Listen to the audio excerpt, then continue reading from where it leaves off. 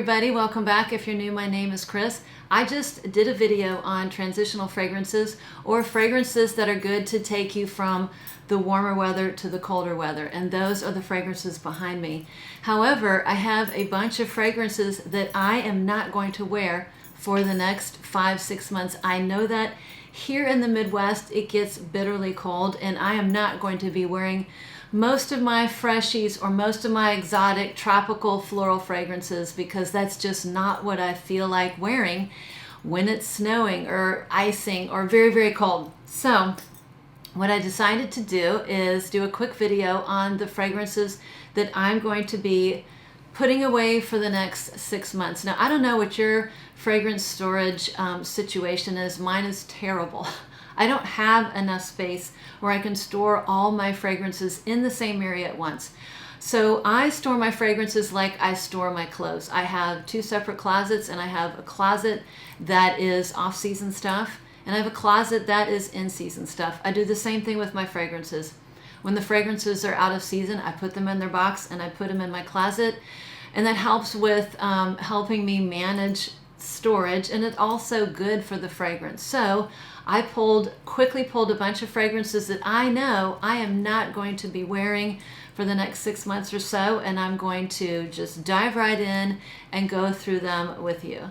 So I want to do this fairly quickly for 2 reasons. I just filmed a video, so I have a limited amount of memory on my card, and my camera battery will probably die fairly soon. So I'm going to speed through these. I'm just going to reach into the bottle and grab and spend like a minute on each fragrance, why I won't be wearing them and why I'm going to be putting them away for the time being.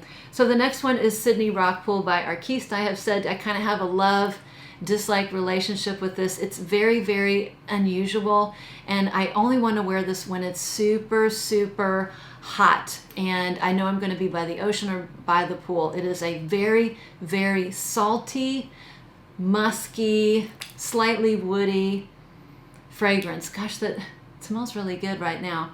Yeah, sometimes I really want to wear it, sometimes I don't. I will not be wearing this beachside, poolside fragrance over the summer, so it is going in a box and into my closet. What did I pull here? The next one is, I've only talked about this in one video, I think, and it is called A Girl in Capri by Lombra. This is a really good, cheap freshie. This kind of smells like unsweetened lemonade. This is unsweetened lemonade, a little bit of musk. A really nice, a really good fragrance for the summer. I will not be wearing this because I do not want to wear like bright lemony freshies over the winter time. So A Girl in Capri will be going in the closet for the next several months. The next one is another one I won't be wearing. It is Coco Fig by Comptoir Sud Pacifique.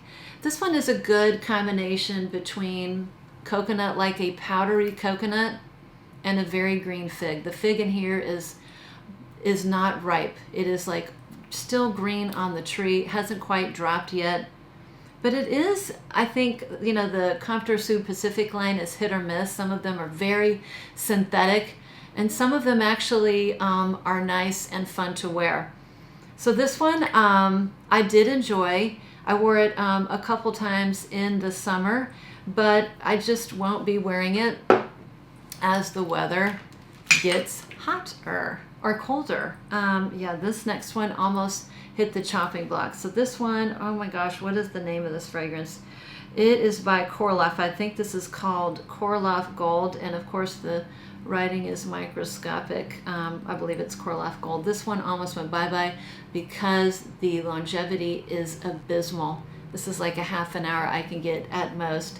The only thing that saved this is I found a couple of body creams that I can layer with it, and that was in my video, my layering video, that I layer with it that will improve the longevity. It's still not great. It smells really pretty. That's the problem. It's a really nice, it's a pretty floral fragrance. The florals in here are very nice and warm and has a tropical vibe to it, and it has coconut, but it's very, very light, and this would do horribly in the cold weather. It's not a strong fragrance. So that is going. And everybody else who's in a different hemisphere, these would all be really good fragrances for your new season coming up. The next one, I do adore this fragrance. Boy, I wore this constantly. It was close to my signature scent back in the day when I wore this. I wore it all the time. Adored it. Went through the bottle. Didn't wear it for a couple years, missed it, and bought it again the past year or so. And it is Stella by Stella McCartney. I love this. This is a real nice, like a really pretty, I think it's like a tea rose. It's a tea rose. It's got a little bit of a fruity note. I believe there's mandarin orange in here. It's just, it's got a little bit of peony. It's a beautiful, timeless rose fragrance in my opinion. It's very, very light. I could see me wearing this on a bright day where the sun was out, but it's not, it doesn't have great projection, doesn't have great performance. It doesn't do well. You know, it does okay in the warmer months. I think it would do poorly in the colder months. So this one I won't be wearing for a little bit. Oh, what's this one? Oh, this one is a really good, cheap summer freshie. I really was surprised how much I like this. This is Michael Kors Exotic Blossom. I got this at the cosmetics company store. I think I paid $17 for it. I was very, very happy. I layered this with, you know, some nice body creams from the Body Shop and Bath and Body Works. And this is a really nice fruity floral summer freshie. It kind of smells like, you know, fresh out of the shower, a little shampoo-y. You know, I believe there's rose, mango, and musk in here. A wonderful, I think these Michael Kors fragrances can be hidden gems if you can get them at a discount. I really like that. But this one just kind of, to me, reads a little bit warmer weather, so I won't be wearing this one. This one is Jardin Rouge by Lubin. If you follow me, you know I'm a big fan of the House of Lubin. This one, so the name comes from Boston Gardens that has, you know, in the spring they have holly berries. I think there's raspberries that grow there. So the garden out there has a red tinge to it. But you know, when spring kind of rolls around, it starts to, the magnolias blossom, and I think the magnolias might have a redder hue. But anyways, so it's got this really nice rose, magnolia, sandalwood, oak moss. It's a very pretty fragrance. It's very light, and it doesn't last forever, and it just, to me, kind of smells like spring. And maybe that's because I know the backstory of the fragrance. It's a lovely fragrance, but I think it's better suited for the springtime. So what have I got here? Okay, the next one is Watch by M. Mikelev. This is a nice floral. This is a tuberose fragrance. This is a little bit bubblegummy in the beginning, I believe, but it still has a nice warmth to it. I'm sure there's probably ylang ylang in here as well. But something about this, just for me, I see it more as a summertime or a springtime fragrance. I like to wear my spices, my woody, my cinnamons, my ambers. Those are the ones I like to wear, and not the white floral. So Watch by M. Mikelev is a really lovely fragrance, especially if you like tuberose. I believe there's probably a little bit of gardenia in here as well. I'm not sure. I haven't worn it. I've only worn it a couple times. It's fairly new. Next one is this is a beautiful tropical floral. This is like exotic getaway. To me, this is vacation in a bottle, and I'm not going anywhere. Exotic and warm over the colder months, and that is a gorgeous fragrance, terracotta. I cannot imagine this not being in my collection. I love this. This is a gorgeous summertime favorite for me. This is my second bottle. I would consider getting a backup because it is harder to find, you know, these gorgeous white flowers, and there's ylang ylang in here. It's got a little bit of coconut. I wish the coconut was more prominent, and a little bit of sandalwood. I love this fragrance, but even on the summer days I won't be wearing it. It's just, I don't know, I just want to save it for the warmer days, and if I'm going somewhere tropical, or I want to pretend that I'm going somewhere tropical. The next one is Dolce Shine by Dolce & Gabbana. Just another, this kind of screams summer to me. It's a very nice, citrusy, floral, kind of a shampoo-y, freshy. But it's a little bit more formal. The freshies are a little bit more casual. There's something about this that's a little bit more formal. I think this might have a little bit of mango in it, and it has some solar notes, which sometimes can go sour on me. But this one actually worked out well. I enjoyed this one. I really enjoyed this flanker in the summertime. But I mean, just look at the bottle. It's just, the bottle looks like a summertime or a springtime fragrance. So we're going to say goodbye to that one, and I'm going to grab a quick sip of my chai tea. Okay, let's see. And another, there is a theme here, if you haven't noticed. But if you're in the Southern Hemisphere, you're probably right now pulling all these fragrances out and putting them on your dresser to wear. But I love this one, Tom Ford Eau de Soleil Blanc. I love this one. This is kind of like my bougie sunscreen or suntan lotion. It's gorgeous.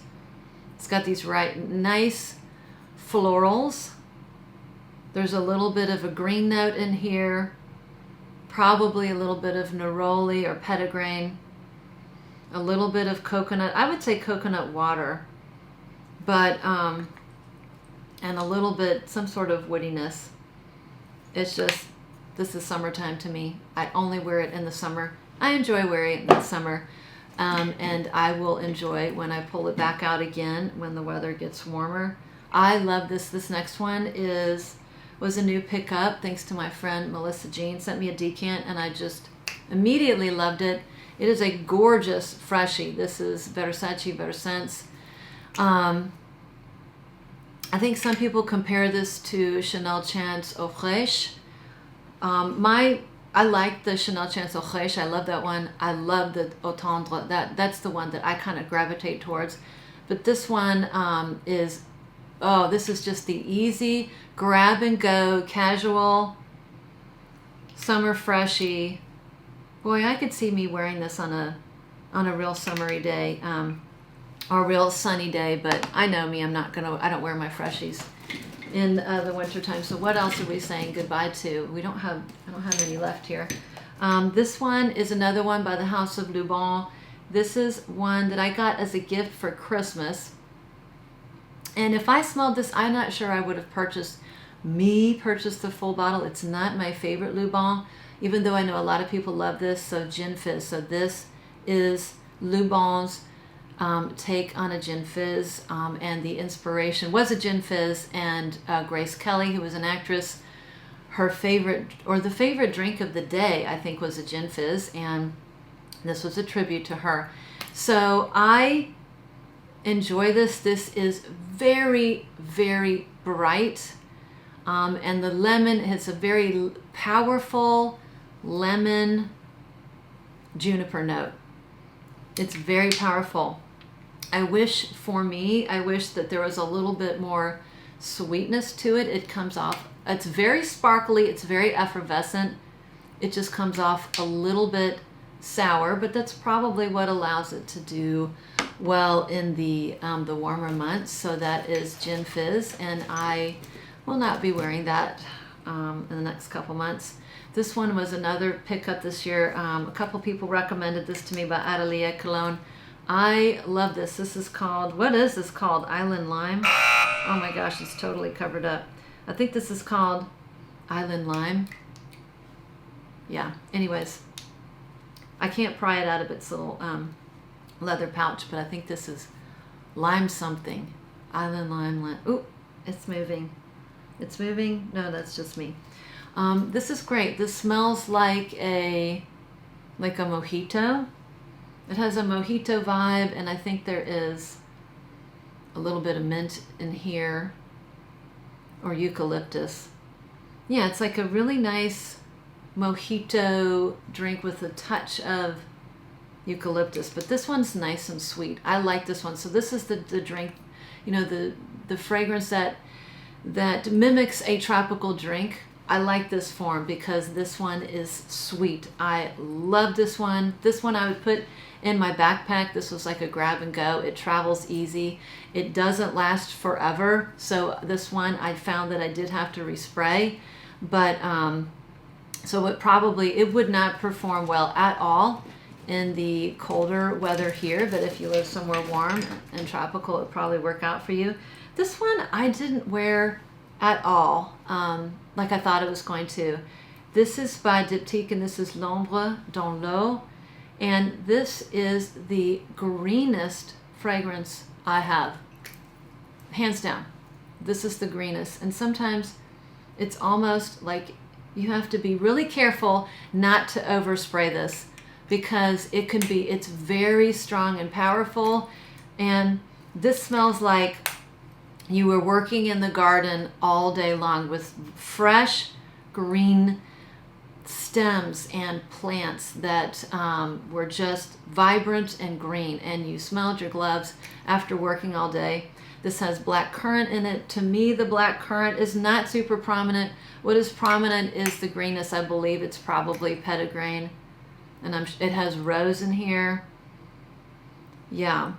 So this one is going away. It's a lovely scent, but it just screams spring to me. So it will go in its box and in its little cubby. Oh, I think I've got two more. The next one is by Nicolas Baffan Fig Tea. This one I like to wear when it's hot. This is a nice tea fragrance with a very prominent note of osmanthus. So this is like an osmanthus tea. It has a touch, just a touch of bitterness to it, that when it gets really hot, I found that as it approached like the high 90s, this one wasn't my favorite one to wear, but anything between like 80s and 90s, this one was really nice and refreshing. So yeah, I enjoyed this when it was warmer, but it doesn't read cold weather to me. And I think I have one more. And this one is one I don't wear as much. This is Oscar de la Renta Bella Rosa. I absolutely love the packaging in this one. The packaging is just, I can't say anything bad about it. The performance is no bueno. It's not the best performer. This is a rose. This is a sweet, vanillic, powdery rose with a little bit of a fruity note. And it's beautiful. If this lasted longer than it did, I think this would be like a perfect wedding day scent. It just, you'll smell amazing for 1 to 2 hours, and then you won't smell, no one will smell you. So that's not the best wedding day fragrance. It's really pretty. And I think it works when you only need to smell nice for a couple hours, because then it kind of goes to nothing. But so those are the ones that I will definitely be putting away for the colder months. And then a couple of these behind me will also go to their little boxes and be put away for the time being. And a couple of them will stay. So that was just a quick, fun for me. And if you're still here, I really, really appreciate it. Video to go through the fragrances that I'm going to be saying goodbye to for the next 6 months or so. And then when the weather gets warmer here, which unfortunately is not until May, I will pull them back out. Actually, there's a couple of these I will pull out in the spring. Stella just screams spring to me. So I will pull out Stella. I'll probably pull out Lombra Don when spring rolls around, maybe even Watch. But the rest of them, and also absolutely the ultimate spring fragrance, Jardin Rouge.